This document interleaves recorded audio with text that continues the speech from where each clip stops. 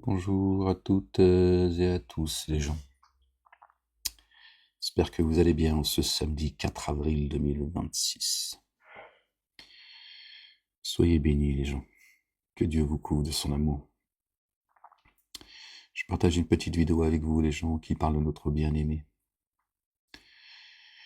Le fils de notre bien-aimé Marie, paix et salut de Dieu sur eux et sur leur famille. Je soupire un peu parce que bon, je l'ai écouté une fois, donc voilà, je vais la réécouter avec vous une deuxième fois. J'étais en train de me préparer une petite soupe, donc je suis tombé sur la vidéo, donc j'ai écouté en faisant la petite soupe, donc je n'étais pas très concentré non plus. Je vous la, comme d'habitude, hein, je commente avec vous comme ça spontanément ce genre de vidéo. Euh, le peu que j'ai encore en mémoire là, on y va les gens. Lui là, lui c'est sans coup de fouet lui, hein, comme le dit le Coran, et sans aucune pitié, avec des témoins parmi les croyants, hein, croyantes et croyants, et Dieu dit aucune pitié, d'accord? Parce que ces gens, en fait, ils n'ont aucune pitié pour votre âme. Hein, je te le dis, comme ça tu t'éviteras de dire oui, il est beau votre Coran, tout le temps, la répression. Hein, c'est la République qui te fait les poches, pas Dieu. Dieu, il te nourrit depuis les cieux et la terre. D'accord? C'est la République qui te tabasse. D'accord? Hein, les publicains, hein, et les pharisiens. Donc voilà. Donc tu vois, ils amènent ton âme dans les abîmes. Donc Dieu il dit, par miséricorde de ma part, d'accord, pour justement épargner la vie, d'accord. Il dit fouettez-les de 100 coups de fouet et n'ayez aucune pitié pour eux. Ces gens qui vous mentent en mon nom, au nom de Dieu, hein, pas de moi. Qu'il n'y ait pas de confusion. Donc lui, il en fait partie, d'accord. Après, je parle pas du petit chrétien. Hein. Les petits chrétiens, justement, font partie de ceux que Dieu veut préserver. D'accord? En demandant de fouetter de 100 coups de fouet, d'accord, ceux et celles qui parleraient au nom de Dieu et qui amènent les abîmes dans l'enfer, comme nous le dit notre bien-aimé Jésus, paix sur lui et sur sa famille. Et comme le dit Dieu dans le Coran, il les qualifie de criminels. C'est un crime qu'ils commettent. Moi, je lui dis, il n'y a aucune pitié pour eux. Écoutez ce qu'il dit. En même temps, moi, ça, je vais l'écouter une deuxième fois parce que toujours bien d'écouter 2, 3 fois une vidéo parce que il y a des choses qu'on entend et des choses qu'on n'entend pas. Et en réécoutant, on dit, tiens, ça, j'avais pas entendu. On va essayer d'être... Bon, ça va vite, hein, toujours avec mes moyens, hein, toujours. Hein. On fait comme on peut. Allez, bismillah. Pourquoi est-ce que moi, je suis sauvé par la mort d'un homme il y a 2000 ans? Il y a Socrate qui est mort il y a 2000 ans, de manière très sainte. Il y a Gandhi, il y a Martin Luther King, il y en a plein qui sont morts. Il y a des saints, des justes, qui sont morts et ça, personne n'a jamais prétendu que ça les avait sauvés. Voilà, qui compare Jésus, lui. Luther Pourquoi King. est-ce que la mort du Christ nous sauve? Alors quand vous demandez ça à des chrétiens, ils n'ont pas beaucoup de réponses en général. Et ils vous disent, bah oui, parce que Jésus était Dieu, il n'était pas seulement homme, mais il était Dieu aussi. Donc il me sauve. Mais non, Jésus, il était Dieu depuis sa naissance.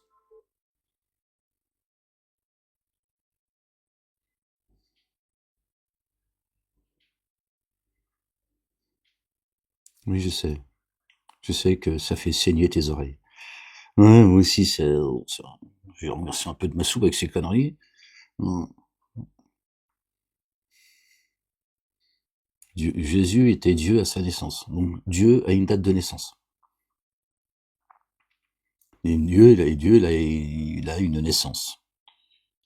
Heureusement qu'il a créé notre bien-aimée Marie, que la paix et le salut soient sur elle, sur son fils et sur leur famille, mais parce qu'il serait jamais né s'il n'avait pas créé Marie, bah, comment il aurait fait? Puisque c'est Marie qui a donné, d'accord, qui a mis au monde notre bien-aimé.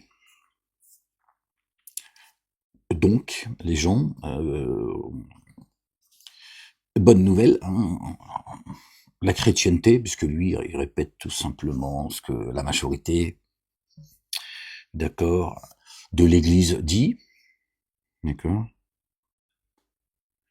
le petit chrétien, pas le petit crétin, pardon, il suit, tu vois, aveuglément, comme tous les autres. D'ailleurs, le petit juif et le petit musulman, d'accord. Ils disent Amen.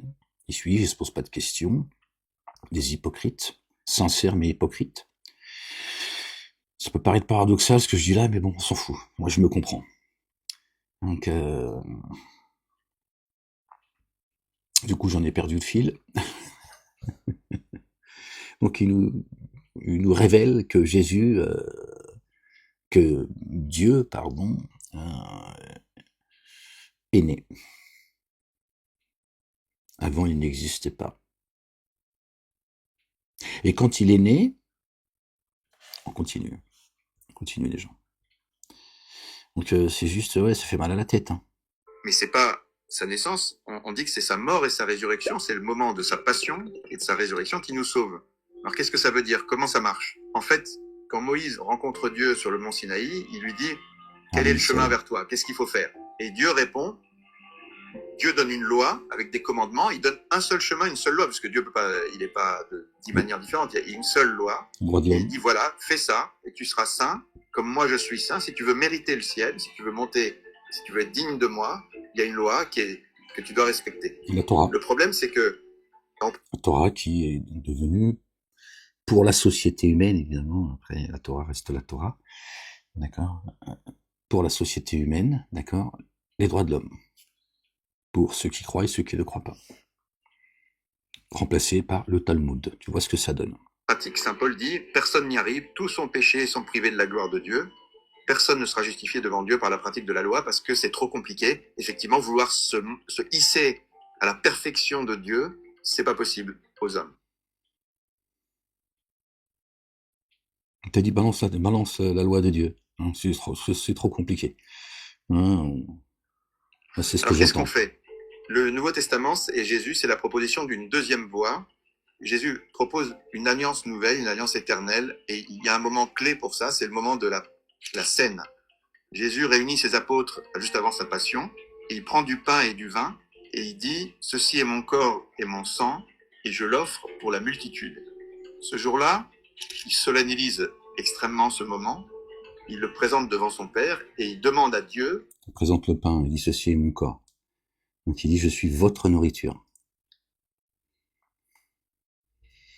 Le vin, ceci est mon sang, tout ça est parabolique, évidemment. Le pain, voilà. Il dit « Ceci est mon corps ». C'est moi qui vous nourris. C'est ce que dit le Coran. On l'a déjà vu. D'accord? C'est lui qui vient nous expliciter, d'accord, la nourriture que l'on reçoit dans notre demeure. Hein, c'est coranique. D'accord? Et son sang, d'accord, il dit, tous ceux qui croient en moi, d'accord, croient, d'accord, à celui qui m'a été envoyé. Donc, ils sont mon sang, c'est-à-dire ma famille. D'accord? C'est-à-dire que par cette parabole, il peut pas exprimer des choses plus en profondeur que de dire c'est mon sang. D'accord? Ça vous est déjà arrivé, d'accord?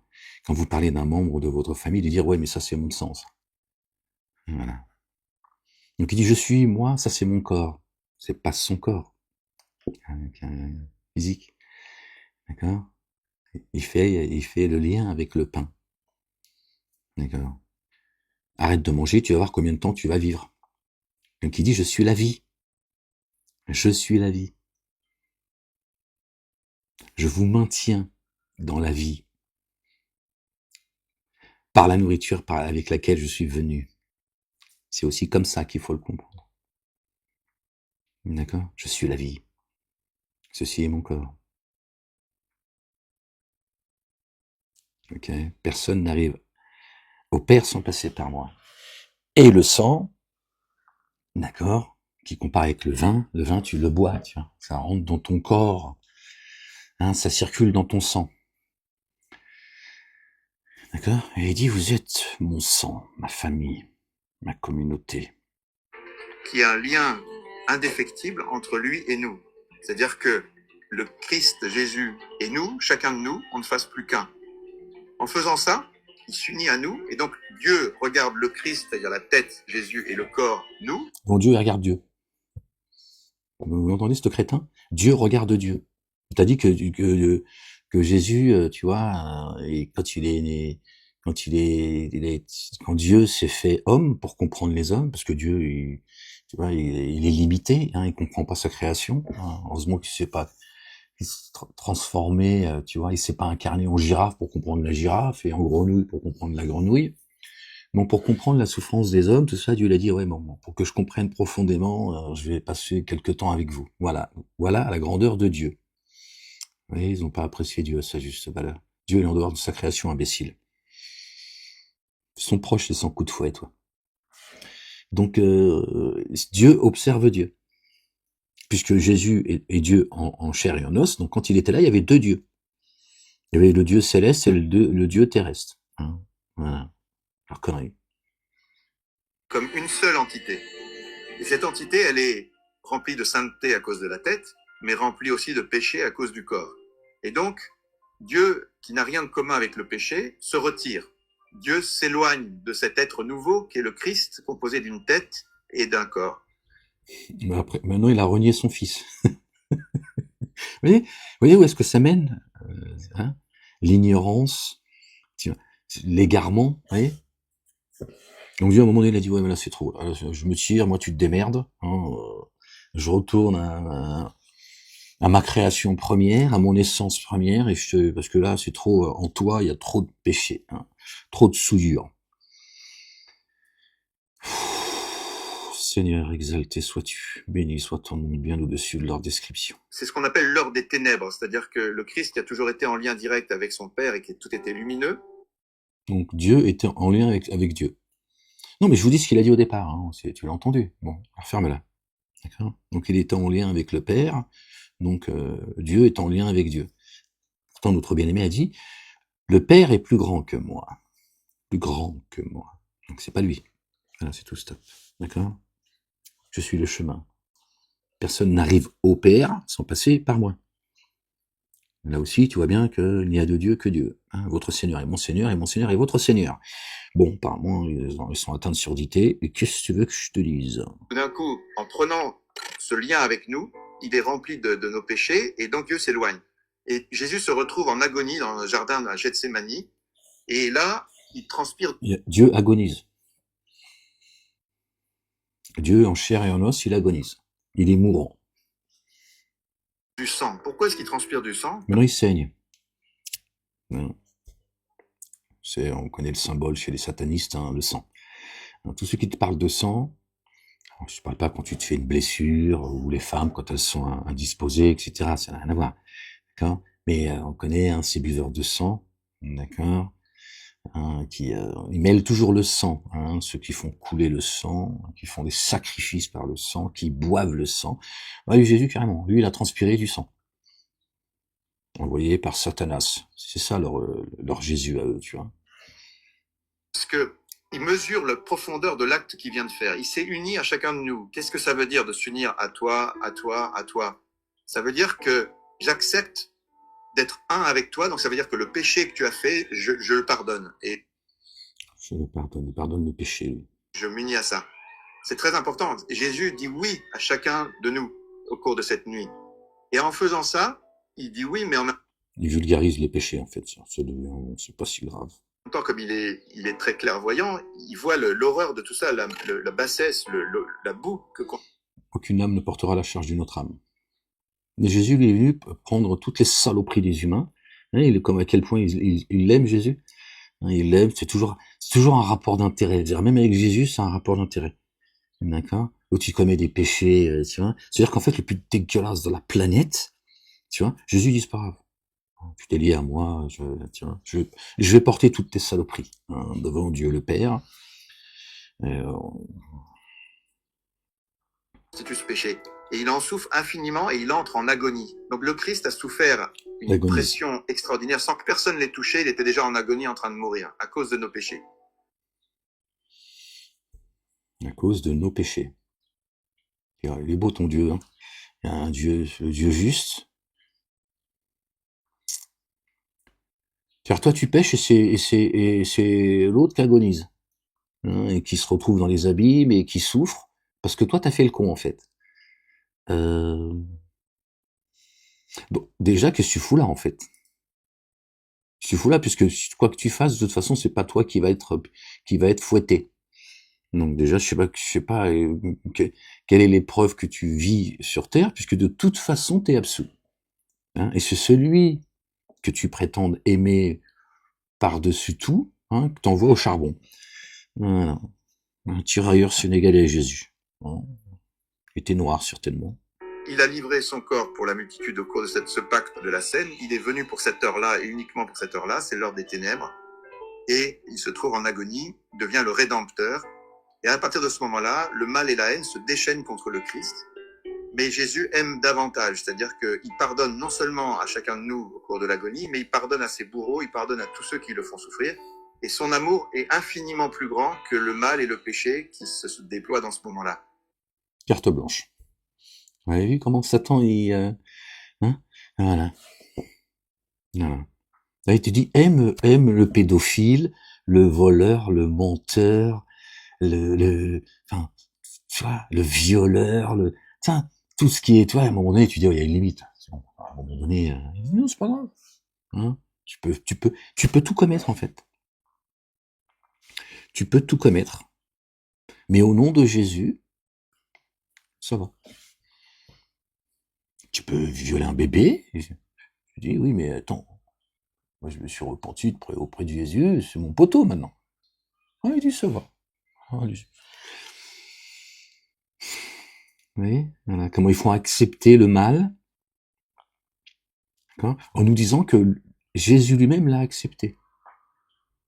Donc Jésus, il est venu pour lui dire, tu vois, vive le mal, hein, vive le vent, vive le vent, vive le vent l'hiver. Non, je sais pas, faut qu'il m'explique. Moi, je suis pour lui, c'est 105 coups de fouet, 150 coups de fouet. J'en rajoute 50 de ma part, hein, de la part de Jésus. C'est une dinguerie. Il t'a dit, Il a soif de tout ça, et en sa personne, il a tué la haine. La victoire du Christ sur la croix, c'est ça, c'est que son amour dépasse toutes les haines et tout le mal du monde. la sensiblerie. C'est ça, la sensiblerie. C'est-à-dire, il n'y a pas de justice. Il n'y a pas de justice. Fais ce que tu veux. Allez, open bar. Tu mets ça sur le compte de Jésus. Tu dis, tiens, bon, sur le compte de Jésus, ça va où, Gabriel? Gabriel, que la paix soit sur toi. Tiens, c'est sur Jésus. Oui, c'est vrai que ce que j'ai fait est une grosse dégueulasserie, mais va voir Jésus, il t'expliquera que c'est pas si grave que ça. On sait pas ce qu'on fout là, en fait. Après tout ça, il meurt. Et Dieu doit juger, Dieu qui est justice et miséricorde, doit juger ce qui est arrivé à Jésus en tout. Ça, Dieu, d'accord, il va juger ce qui est arrivé à Dieu. Oui, ben, faut pas oublier qu'il a dit que Jésus, il est devenu Dieu quand il est né. Hein. Donc, c'est Dieu qui juge ceux qui ont fait du mal à Dieu. Justice. Et il pèse les choses. Il voit d'un côté tout le péché du monde et d'un autre côté tout l'amour du Christ. Et il trouve que l'amour a dépassé infiniment le péché. Et donc que cet être unique qui est le Christ, avec la tête et le corps, mérite le ciel. Il ouvre les portes du paradis. Donc Dieu, il a dit, oui, bon, quand même, le Dieu sur terre, il a quand même aimé le monde plus que les péchés qu'ils ont commis. Et ça, c'est beau. Ça, c'est beau, Jésus. T'es un bon Dieu, toi. Moi, je suis un Dieu un peu juif et bougnoul. Donc, j'ai un peu toi, t'es un bon Dieu, toi. Tiens, oui, je te traduis, en fait, tu vois. Chez les dingos, en fait. En fait, je sais pas ce qu'il y a dans sa tête à lui, en fait. Je sais pas ce qui se passe, en fait. Pour dire autant d'inepties, de le conneries. Christ, tu ne laisseras pas ton sein voir la corruption, dit le psaume.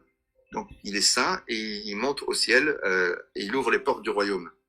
Dieu l'a exalté, le faisant chef et sauveur, et voilà. Donc, pour aller au ciel, il y a deux méthodes. Vous respectez la loi juive et ça marche, mais personne n'y a. La loi juive, on ne sait pas laquelle. C'est pas laquelle. si celle du Talmud, mais il n'y a pas de loi juive dans la Torah, l'Évangile, le Coran et les psaumes. Il n'y a pas de juifs chez Dieu, il n'y a pas de chrétiens, il n'y a pas de musulmans. Khalas. arrive. Ou alors, vous êtes membre du Christ. C'est ce que demandent les apôtres. Ils disent, par le baptême, on devient membre du Christ. Jésus a proposé une alliance, et à nous d'y répondre et de l'accepter. Par le baptême, on accepte cette alliance. C'est la seule manière d'être lié au Christ. Et une fois qu'on a accepté cette alliance, on peut se nourrir de cette alliance. Donc le Christ nous demande, dans les textes de l'Écriture se disent, baptisé dans le Christ, vous avez revêtu le Christ. Il est le seul chemin qui mène à Dieu. On est membre du Christ, on est pris sous son manteau. Et par contre, si on ne prend pas ce chemin-là, Saint Paul était confronté à des Juifs qui voulaient continuer à appliquer la loi. Pas de juif. Moïse n'était pas juif, Moïse. Alayhi salam, paix et salut de Dieu sur lui, sur Aaron et sur leur famille. Pas de juif. Dans la Torah, tu ne trouves pas une seule fois le mot juif. D'accord? Mais il mélange le faux et le vrai. Il parle de l'alliance, c'est vrai. Jésus est l'alliance des prophètes. D'accord? Et de ceux qui vont, d'accord? Il est l'époux. Donc il prend Satan, amalgame la vérité avec le faux. Juif, il leur dit, mais attention, c'est moi, Paul, qui vous le dis, si vous vous faites circoncire, le Christ ne vous sert plus de rien. Vous êtes tenu à l'observance intégrale de la loi, vous avez rompu avec le Christ, donc vous avez deux choix. Soit vous faites la loi, soit vous devenez membre du Christ et vous restez avec lui. Et dans ces cas-là, le Christ a promis deux choses. Il rachète. La circoncision, ça parle du cœur, pas du zizier. Il nous rachète de nos péchés et il nous fait de nous des enfants de Dieu. Lui, il est le fils bien-aimé du Père, et en devenant membre du Christ, on devient nous aussi des enfants bien-aimés de Dieu. Donc, quand les apôtres, on leur dit, mais qu'est-ce qu'il faut faire? Ils répondent, faites-vous baptiser, vous deviendrez membre du Christ, vous êtes plongés dans sa mort et sa résurrection.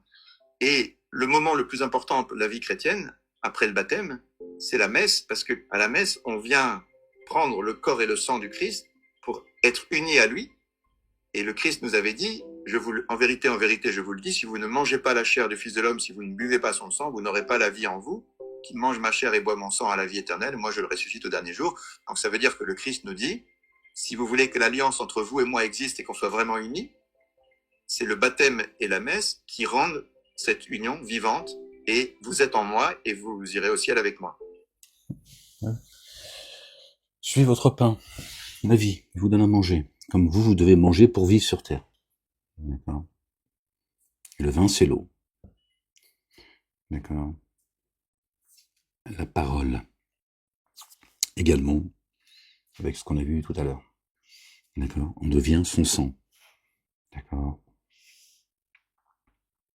Voilà. Pour ça que pour moi, c'est important de parler de ça, parce que ce que le Christ a vécu en tant qu'homme, ça nous concerne directement, parce qu'il a voulu cette union avec nous, et c'est notre responsabilité aujourd'hui, à chaque... Je suis plus près de vous que votre veine jugulaire. Dieu n'a pas besoin de descendre sur terre pour être proche de nous. Je suis plus près de vous que votre veine jugulaire. Dieu n'est pas limité, ni dans le temps, ni dans l'espace. D'accord? Et encore moins venir s'incarner en chair et en os auprès des pécheurs.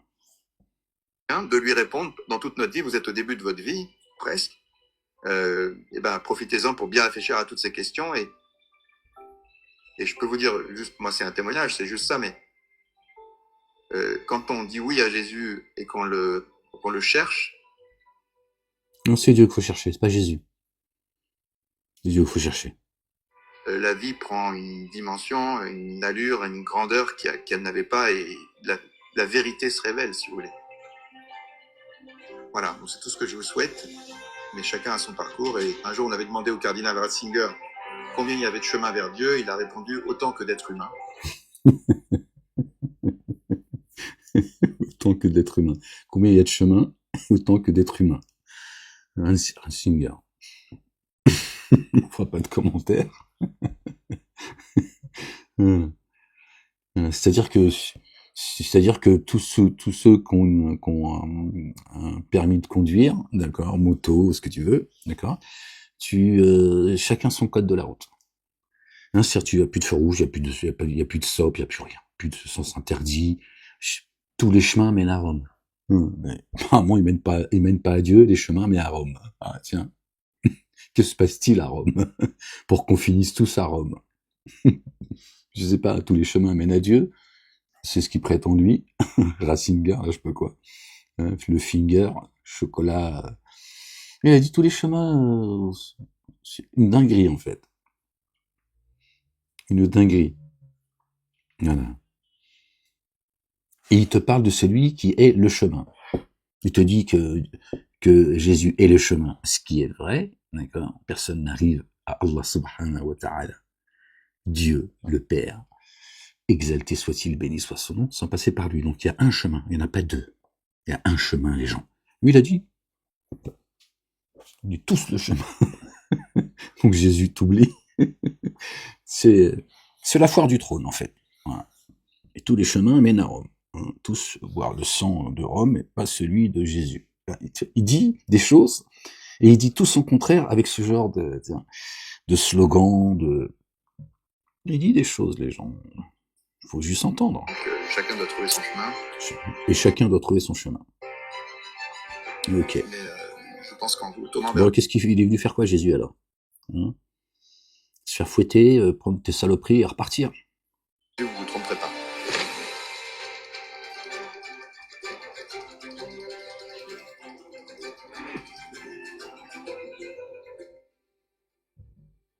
Jésus nous sauve en tant qu'homme, c'est-à-dire que c'est l'homme, il s'est fait homme pour sauver l'homme. Dieu s'est fait homme pour sauver l'homme.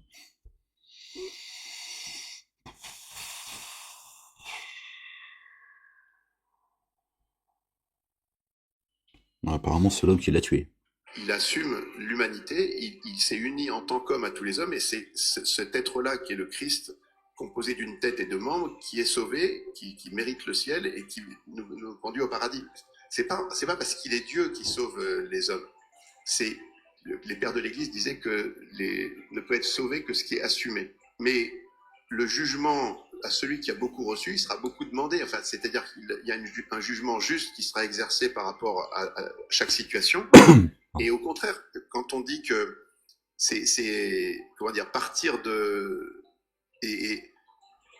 Oui, ils bégayent, ils savent plus quel chemin prendre en fait. C'est la philosophie spirituelle.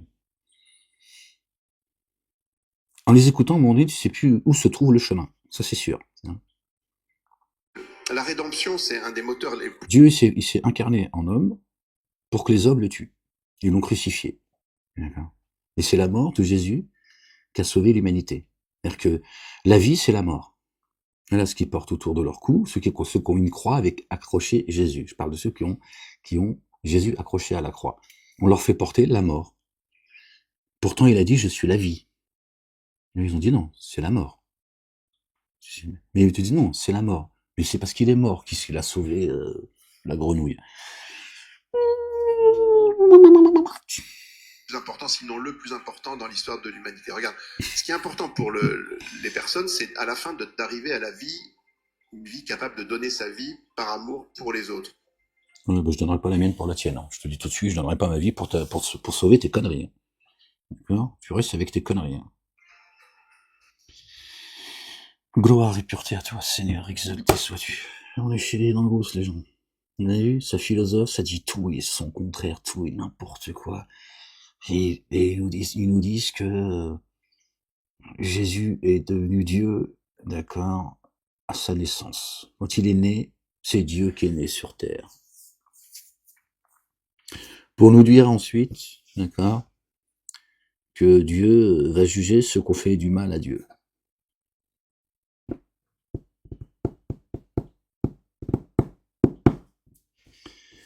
Vous voyez ce qu'ils vendent ces gens? Tu comprends pourquoi les 100 coups de fouet? Tu comprends? Ce sont des criminels. Notre bien-aimé a dit de prendre garde à ceux qui tuent les âmes. Craignez pas ceux qui tuent les corps, ceux qui tuent les âmes. Il a dit c'est eux qu'il faut craindre. Si tu veux, c'est pour, quand notre bien-aimé dit ça, pardon les gens, je suis désolé, c'est pour qu'on prenne conscience que c'est encore plus grave. C'est encore plus grave.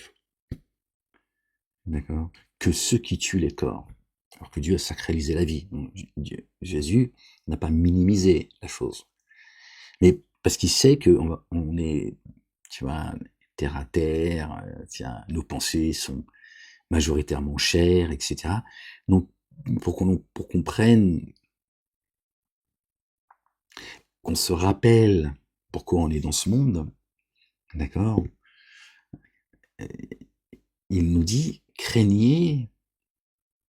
ne craignez pas ceux qui tuent les corps, mais ceux qui tuent les âmes, qui amènent les âmes dans les abîmes.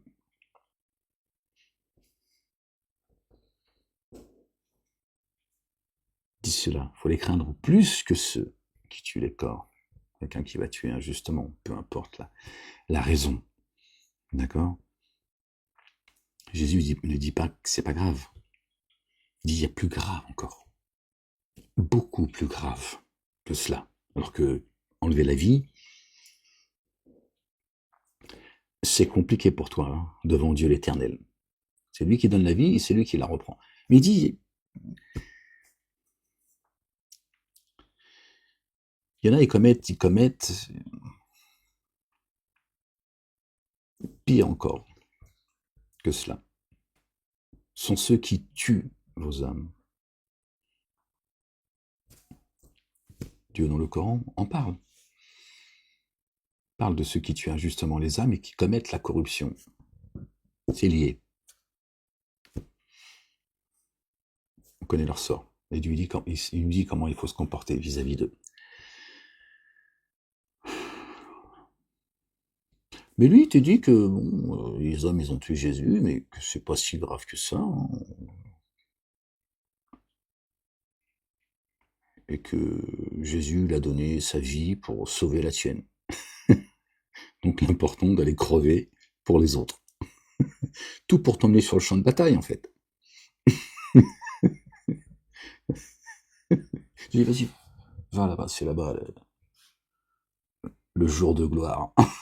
Vas-y, c'est là la gloire de Jésus. Hein. Va mourir pour tes maîtres. Ton royaume, non, il n'est pas dans les cieux, ton royaume, il est là, en direction de la terre promise. Va, ou de la Carba, ça dépend de tes origines. Hein. Tout ce qu'il dit, en fait, il faut accepter le mal. Tous les chemins mènent à Rome. Le royaume des cieux, apparemment, il est à Rome. Tu peux semer la pagaille sur terre. C'est pas grave, c'est sur le compte de Jésus, parce que Jésus, il est gentil, il est bon, il est généreux. Une dinguerie, en fait. Une dinguerie. Et Jésus, il est venu prendre des coups, il est venu se faire cracher dessus, hein, se faire humilier, et puis après, Dieu a dit, oh non, c'est trop, moi, je m'écarte de toi, je pensais pas que c'était aussi sale sur terre. Dieu, il découvre le monde. Il a créé les cieux et la terre, ce qui est entre les deux et en terre, mais apparemment, selon eux, il y a des manquements. Dieu, il fallait qu'il aille voir ce qui se passe chez les humains. Puis là, il a déchanté, il a dit, bon, Jésus,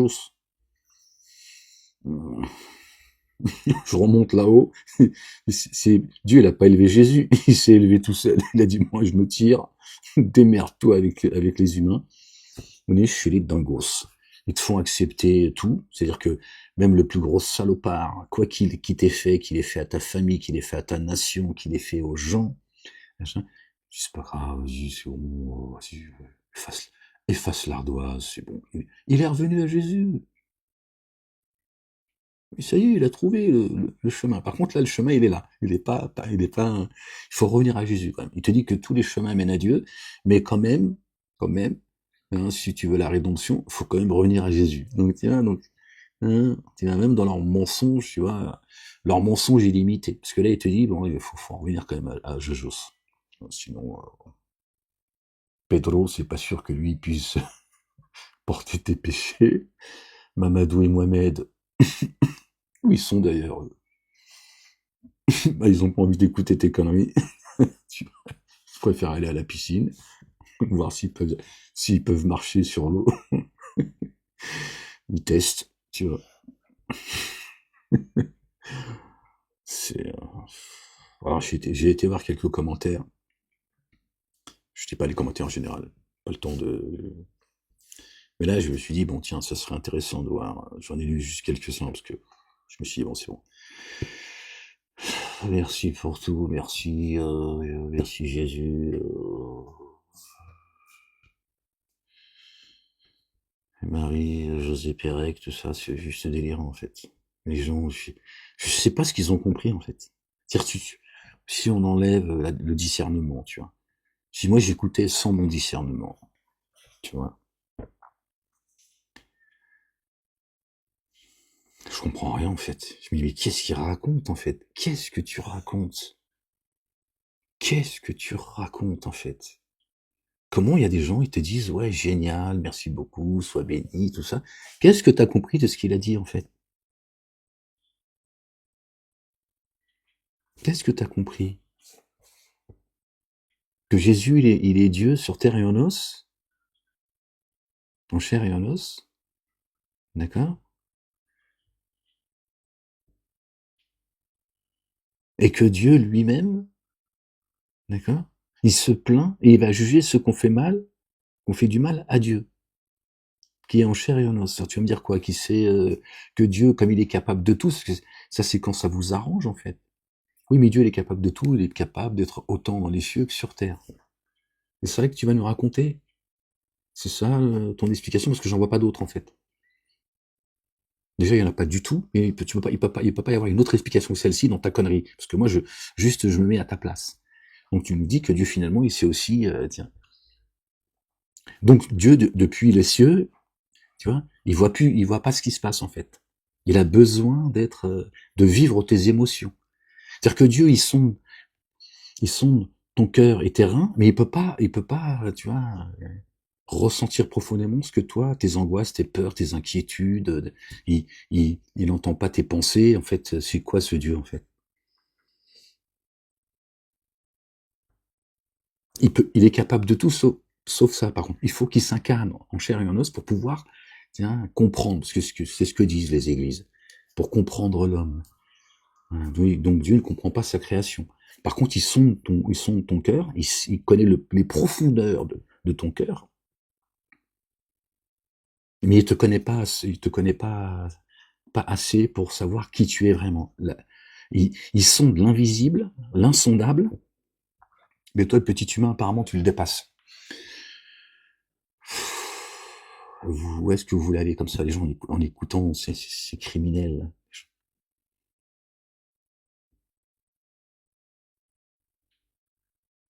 Ils insultent Dieu. Ils insultent Dieu, ils ont aucune pudeur devant Dieu.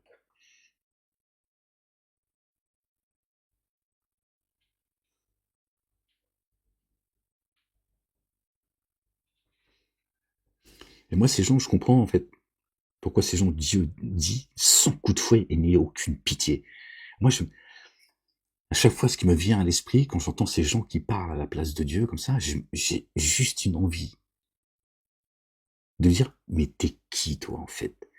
T'es venu avec quelle autorité? Qui t'a permis de parler au nom de Dieu? Comme c'est tout cela là qui te persécute, qui pense à ta place, qui parle à ta place, qui décide à ta place. Tiens, rien qu'à ce niveau-là, déjà, c'est insupportable. Qui vous êtes les uns les autres pour penser à la place des autres? Prétendre savoir ce qu'il y a dans ta tête, c'est insupportable. Carrément à la place de Dieu. Insupportable. Ces égareurs, ce sont des criminels. Pour ça, Dieu dit, ils porteront une partie de la charge de ceux qu'ils ont égarés, et la leur. Tu vois, la leur, et la part qui a permis d'égarer ceux qui se sont laissés s'égarer. D'accord? Parce qu'ils ont leur part de responsabilité également. Bien une charge, je dirais, tiens, prends-la. Toi qui m'as égaré, tiens, prends cette part. Ils portent une lourde charge, une lourde responsabilité. Aucune âme ne portera au-dessus de ce qu'elle peut porter, et aucune âme ne portera la charge d'une autre âme. Aucune âme. Jésus n'a pas d'âme? Pourquoi lui va porter ta charge? Je lui dis aucune âme ne portera la charge d'une autre âme. Je vous ai rendu responsable entièrement de votre destinée. Entièrement. De ta destinée. D'accord. Donc, ta destinée, d'accord, la tienne, tu vas la porter. Et celui qui t'a égaré, il va porter la charge qui t'a, toi, dérouté dans ta destinée. Mais ta destinée, c'est la tienne. Tu pouvais lui dire, non. Tu gardes tes conneries, j'en veux pas. Ça, c'est ta destinée, c'est pas la sienne. Lui va porter une partie de ta charge, de ton fardeau, celle qui t'a, tu vois, poussé vers l'égarement, et sa propre charge à lui. Sinon, qu'est-ce qu'on fout là, en fait? Toujours là, c'est toujours, soit c'est la faute des autres, ou soit c'est, tu vois, c'est l'autre qui doit payer à ta place ce que toi, t'es juste une pauvre petite victime. Mmh.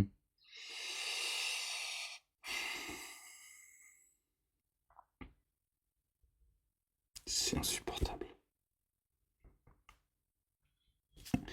Je, vraiment, je l'écoute avec vous, hein, je l'ai écouté comme ça, mais c'est vrai que c'est pas très concentré, j'écoutais, mais j'étais dans mon occupation.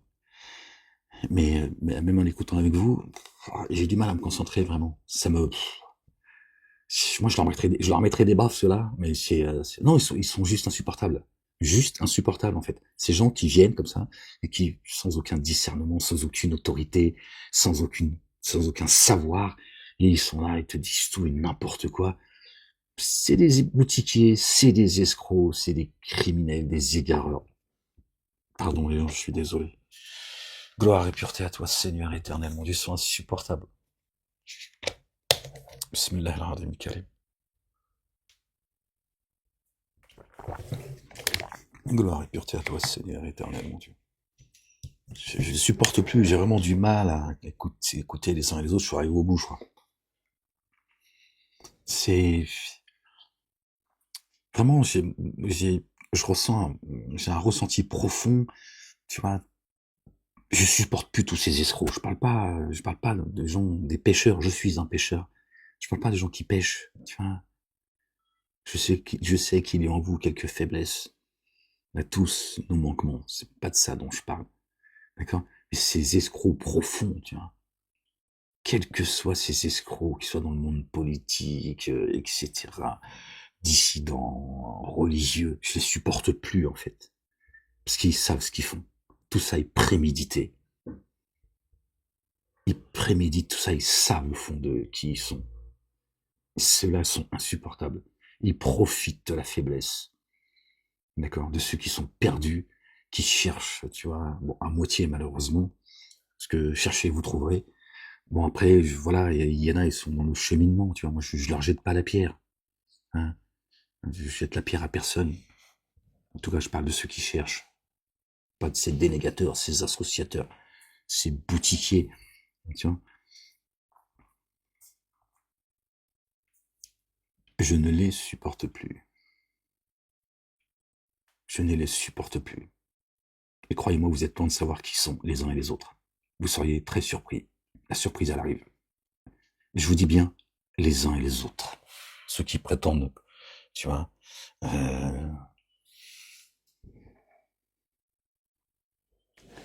mener un combat, hein, quelle que soit la cause.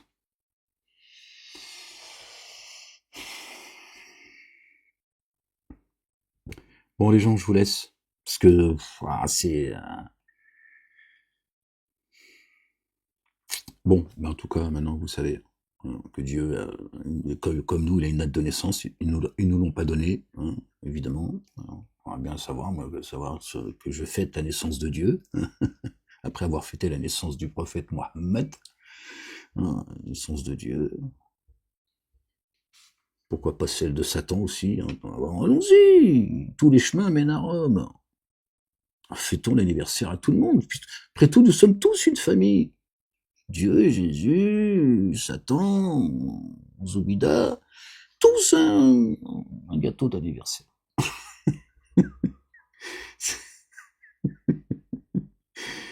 C'est des mahabet. Tu comprends pourquoi je prie Dieu, tu vois, qui me donne une maison en haut de la montagne. Euh, Seigneur, je veux une maison en haut de la montagne. Des animaux, des poules, tu vois, mon cheval blanc. Ouais, j'aimerais bien avoir un cheval blanc, Inch'Allah. Enfin, 2 chevaux plutôt, comme ça, tu feras une petite balade avec, en haut de la montagne, dans le calme, avec le monde animal. D'accord. Parce que je pensais que, parce que le monde animal, je suis sûr, il est là en fait. Il est en pleine ville. Il a un iPhone dans ses poches, certes, il paraît comme ça. Si- En fait, c'est pour nous tromper, ça. Enfin, cette impression d'être, tu vois, un animal civilisé, tu vois. En fait, il est déguisé. C'est un déguisement. Je te le dis, moi. Mieux vaut lui vivre avec les poules, les moutons, les vaches. Tu vas voir, tout va devenir clair. La vache, elle fait... Elle dit rien d'autre. Hein. Tu vois, l'humain, il a... Jésus, Dieu, Moïse, la mort, la vie, les oiseaux, la mer, la campagne, le sang, la circoncision, le trou du cul. Tu vois. Ouais, je préfère entendre... Ah, je sais que c'est la vache. Je me dis, tiens, elle m'appelle. Je vais aller voir ce qu'elle veut. Oh là là, Seigneur, exalté sois-tu.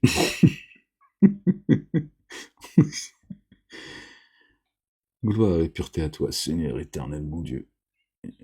Seigneur éternel, mon Dieu. Les gens, prenez soin de vous, que Dieu vous bénisse. Et je vous dis, moi je vous balance la vidéo. Et je vous dis, à très bientôt si Dieu le veut. Prenez soin de vous et aimez-vous les uns les autres. Peace.